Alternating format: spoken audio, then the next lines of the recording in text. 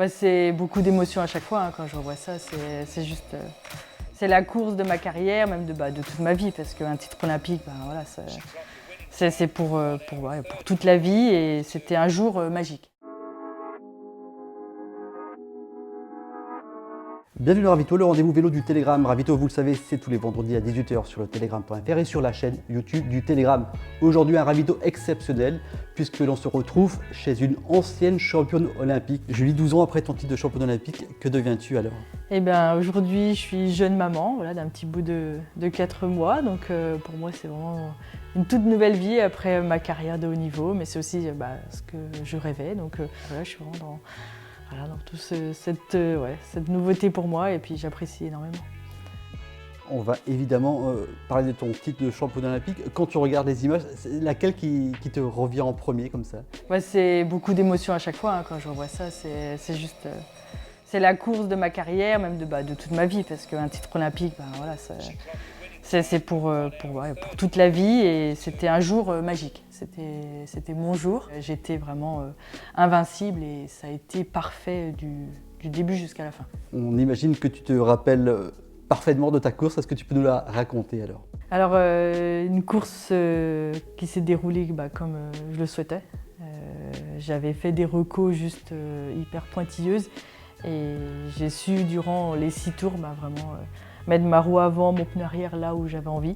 Techniquement, c'était du bonheur parce que j'adorais ce parcours et puis j'ai vu assez tôt dans la course que j'étais la meilleure. Sur le déroulé de la course, voilà, je me disais, Julie, il te reste encore 2 tours, 3 tours. Je me régalais. J'étais sur un pic de forme juste exceptionnel, donc j'en ai profité et puis le déroulé de course s'est fait que voilà, j'ai pris la tête de course au moment où il fallait, j'étais dans ma bulle. Alors le dernier kilomètre, j'y ai pensé, je me suis dit oh, mais tu vas peut-être gagner, alors que ça faisait déjà depuis la moitié de course que j'étais devant, mais voilà, tout peut arriver, donc on n'a pas passé la ligne d'arrivée, voilà. On ne sait jamais et j'ai profité par contre des 200 derniers mètres de ma course. Voilà, le temps s'est arrêté à ce moment-là, j'ai visualisé beaucoup de choses en très peu de temps parce qu'à l'image, même à la caméra, on voit que moi, je déroule, je continue, je vais même vite. Donc ces 200 derniers mètres, ils sont gravés dans ma tête.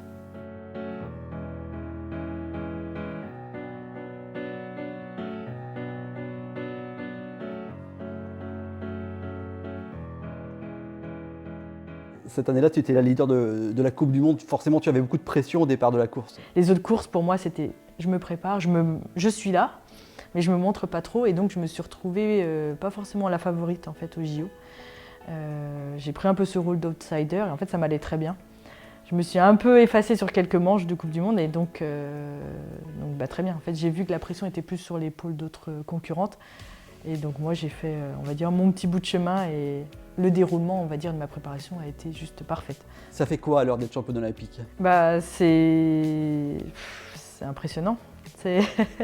En plus pour les premiers JO, voilà, je ne me rendais pas compte de tout ce qui pouvait graviter autour de ça, même le village olympique, c'est des choses qui sont vraiment... on peut vite se perdre même, c'est pas évident. Mais moi justement j'étais tellement concentrée sur ma course que ça va, j'ai réussi à pas me faire être dépassée par tout cet enjeu. On voit que une course olympique c'est complètement différent. Pourtant on a les mêmes concurrentes, mais ça n'a rien à voir. Tout est différent. Et ce qui fait que remporter cette course, ça vous emmène, voilà. C'est le Graal. Ça dépasse vraiment le cadre du VTT, de cette petite famille du VTT que moi j'ai toujours connue. Et en termes de notoriété, juste incroyable, hein. C'est impressionnant, quoi. Tout le monde a l'impression de vous connaître, mais pas vraiment. Mais voilà, oui, mais c'était des bons moments. Est-ce que tu te souviens de ta première nuit en tant que championne olympique? Pendant 3 jours, j'ai pas dormi. Moi, je me souviens qu'après ma course, j'ai dû rentrer à 4 h du matin au village olympique. Parce que, non, j'ai fait toutes les sollicitations médiatiques jusqu'à 23 h du soir, par exemple, après ma course.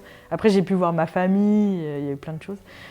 Et même à un moment donné, c'est quelqu'un qui m'a ramené au village, mais moi, je voyais même plus le temps passer. Et j'ai dû m'allonger juste 15 minutes, et là, j'ai vu mon téléphone où c'était même pas la peine, il y avait trop de messages, trop d'appels. Non, on est là, on peut pas dormir. Il y a tellement plein d'images, plein de choses. Quel souvenir tu gardes de ton retour triomphal ici à Pleuc alors? C'était juste comme j'aurais aimé, c'était à mon image. De la gare de Saint-Brieuc, on est venu me chercher, puis ici, là, sur la place, il y avait plein de gens qui m'attendaient. C'était la fête du village. J'ai savouré vraiment ce titre olympique avec tous ces gens qui m'ont toujours suivi.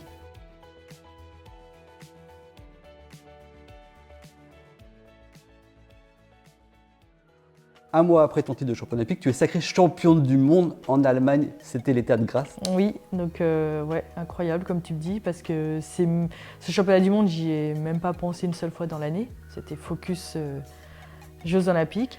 Et puis 2 semaines après, je sais pas, moi ça me démange un peu, oh j'irais bien en Autriche au championnat du monde avec l'équipe de France. C'est vrai que pendant 3 semaines, quasiment, je m'entraîne pas. Et en fait, je vois que je suis encore sur mon pic de forme. Ce jour-là, la course se déroule bien. Il y a un petit peu de boue, c'est technique, ça glisse. Donc moi, je me trouve encore leader dans cette partie-là. J'ai pris un ascendant sur mes concurrentes. Elles se sont dit, là, Julie est partie et c'est foutu. Et en effet, je pars et pourtant j'étais physiquement, mais j'avais mal partout, j'étais pas bien. Mais je gagne. Et c'était la folie. L'année suivante, en 2013, tu te fractures la clavicule en début de saison, mais tu es encore championne du monde. À ce moment-là, on a l'impression que c'est parti pour durer des années. Plusieurs titres de championne du monde, plusieurs titres de championne olympique. Est-ce que tu as conscience de ça aussi? Alors pas forcément. C'est vrai que je prenais les saisons vraiment comme elles venaient. Donc 2013, le titre mondial sur les épaules, je suis favorite. Le début de saison compliqué parce qu'il y a une chute. Donc on se dit, Julie, elle prépare que le championnat du monde en septembre parce que je me casse la clavicule en avril. Il restait très peu de temps dans la saison. Et ça me réussit parce que je gagne ce championnat du monde en septembre. Donc pareil, pour moi, je me dis, mais j'avais des capacités vraiment encore incroyables. Et puis, en fait, ce qui est bien, c'est que même si j'ai eu des beaux titres, j'ai confirmé aussi sur d'autres courses. C'était pas, j'ai été là juste sur un moment. Donc ouais, non, c'est vrai que j'ai dominé mon sport quand même sur plusieurs saisons. Malheureusement, ça ne se passe pas comme prévu. Est-ce que tu peux nous raconter? 2014, en fait, j'arrive, je suis complètement cramée, usée des 3 saisons d'avant où j'ai quasiment tout gagné. Je fonçais droit dans un mur. Ça, j'en ai pris conscience quelques années après. Je me suis pas reposée, j'ai jamais fait une coupure comme il aurait fallu faire. Après, c'est comme ça.